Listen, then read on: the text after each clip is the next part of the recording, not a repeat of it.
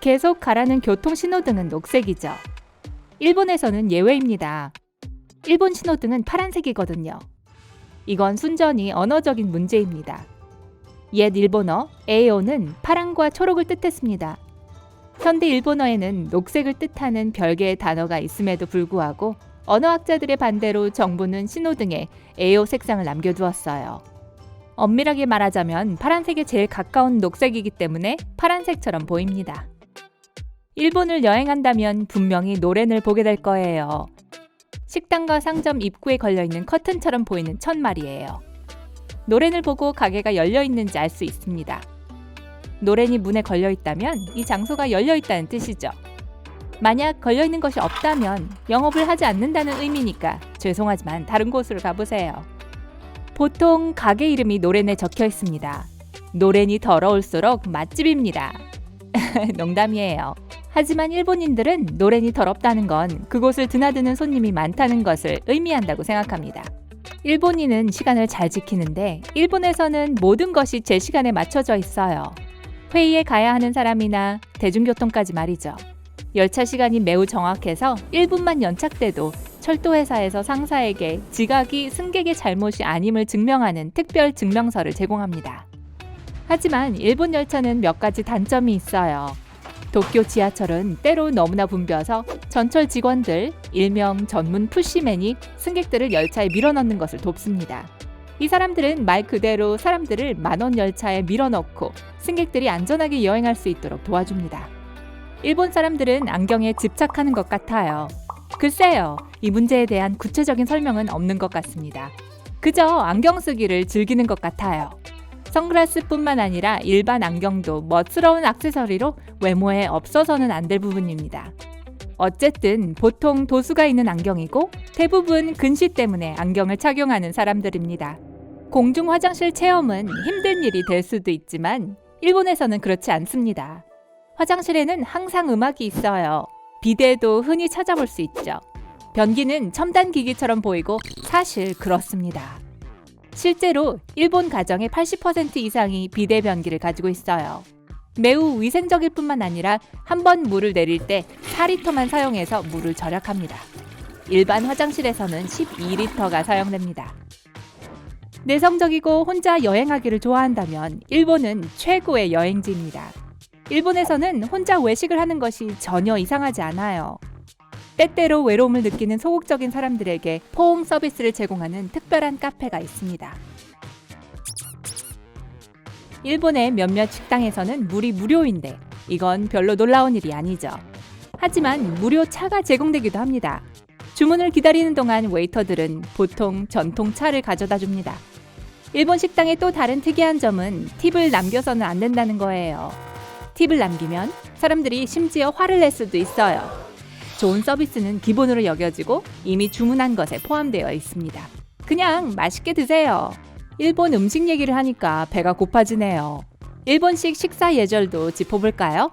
젓가락을 사용한다는 점은 우리나라와 비슷하지만 몇 가지 다른 점이 있습니다. 그릇을 들고 미소국을 마신다고 해도 무례하게 보이지 않을 거예요. 그릇이 미소용 그릇보다 조금 더 크고 국물에 면과 다른 재료가 있는 라면을 먹을 때 후루룩 소리를 내는 걸 걱정하지 마세요. 일본에서는 괜찮습니다. 일본 식사를 할 때 팁 하나를 드리자면 보통 밥을 젓가락으로 먹는데 밥 그릇을 입 가까이에 들고 먹어도 괜찮습니다.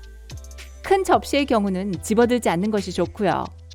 젓가락만으로 음식을 먹기가 불편하다면 숟가락을 달라고 하세요. 전통 식당이나 아주 고급 식당이 아니라면 괜찮습니다. 일본에서 과일은 매우 비쌀 수 있습니다. 어떤 과일은 먼 곳에서 수입되기 때문에 가격이 비쌀 수밖에 없죠. 지역 농부들은 완벽하고 흠잡을 데 없는 과일을 기르기 위해 최선을 다합니다. 그래서 복숭아가 최대 30만 원에 이르기도 해요. 2만 원짜리 사과는 어떠세요? 네, 가격이 좀 비싸긴 하지만 꿀로 세척되고 흠집이 없도록 수작업으로 수확됩니다. 게다가 일본 사과는 세계에서 가장 큰 사과 품종들이기 때문에 어떤 사과는 무게가 900g까지도 나갑니다. 일본인들도 아침, 점심, 저녁으로 밥을 먹습니다. 외국인들이 종종 놀라는 점은 일본의 단 음식이 별로 달지 않다는 사실입니다. 모든 단 음식이 그런 건 아니지만 후식의 경우에 말이죠. 일본의 전통 디저트는 보통 밤, 마차차, 쌀가루로 만들어집니다. 그리고 팥을 이용하여 브라우니, 푸딩, 초콜릿 간식 같은 많은 후식을 만듭니다. 일본 사람들은 디저트가 달지 않을수록 더 고급이라고 믿습니다. 일본에는 특이한 맛을 조합한 기이한 음식들도 많이 있어요. 아이스크림 어때요? 무슨 맛을 드실래요? 감자? 미소? 고추냉이? 간장 맛도 있어요. 극단적인 것을 즐기는 분들을 위해서 생말고기 아이스크림까지 있습니다. 도대체 무슨 맛일까요? 물론 일본에서도 그리 흔히 먹는 음식은 아니지만요. 또 다른 특이한 음식으로는 소세지 대신 국수를 넣은 핫도그나 우나기 콜라가 있습니다. 네, 장어와 콜라의 조합이에요.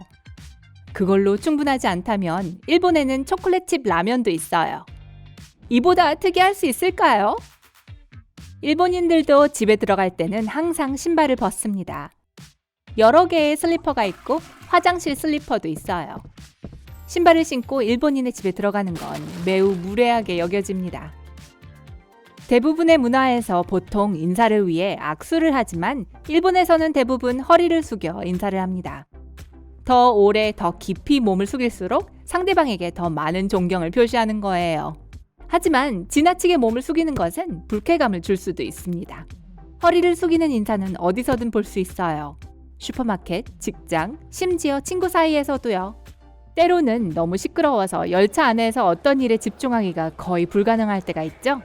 일본에서는 심지어 기차에서도 여러분의 주의력을 방해하는 것이 없기 때문에 일을 할 수도 있습니다. 사람들은 보통 열차 안에서 전화통화를 하지 않습니다. 하지만 일본 사람들이 항상 조용한 건 아니에요. 술집은 일본 일상 문화의 큰 부분을 차지하는데 꽤 시끄럽답니다. 수박은 둥글죠? 일본에서는 아닙니다. 일본 농부들은 특별한 기술을 사용하여 네모 수박을 재배합니다. 특별한 용기에 수박을 기르죠. 이렇게 하면 수박을 냉장고에 넣기가 훨씬 더 쉬워요. 다른 모양도 있는데 삼각형이나 하트 모양도 있습니다. 그런 과일들의 유일한 단점은 꽤 비싸다는 거죠. 일본 기차에서도 좌석을 쉽게 돌릴 수 있습니다. 만약 친구들과 함께 여행을 한다면 기차 방향에 맞춰 좌석을 조정해서 마주볼 수 있어요. 같이 탄 사람이 마음에 들지 않으면 그냥 좌석을 돌리면 되겠죠? 일본 학교에서도 학생들이 스스로 청소를 하기 때문에 청소부를 볼 수 없습니다. 심지어 일본 학생들도 점심 배식을 직접 하기도 해요. 게다가 정규 학교 청소 외에 동네 청소를 위해 밖으로 나가기도 합니다. 일본인들은 발명을 멈추지 않습니다. 최근 발명 중 하나는 녹지 않는 아이스크림입니다. 상상해보세요. 뜨거운 햇살 아래에서 걷고 있어요. 기온이 30도에 달합니다. 아이스크림이 녹아서 옷에 얼룩이 질까봐 걱정할 필요 없이 아이스크림을 즐길 수 있어요. 비밀 재료는 딸기에서 추출한 폴리페놀인데 기름과 물이 분리되는 것을 막아서 아이스크림 모양을 보존합니다. 일본에는 자판기가 많아서 상점에 가지 않고도 원하는 것을 무엇이든 살 수 있을 것 같아요. 자동 판매기는 음식부터 빵통조림, 네, 정말로 있어요. 자판기에 경고문이 붙어있는 아주 매운 간식, 그리고 장난감까지 모두 판매합니다. 하지만 일본인들은 자판기 대신에 가게에서 간단한 간식을 사는 경우가 더 많습니다. 오래전에 일본 여성들은 미백 대신 치아를 검게 칠했습니다. 칠흑 같은 검은 물체는 일종의 미적 기준이었어요.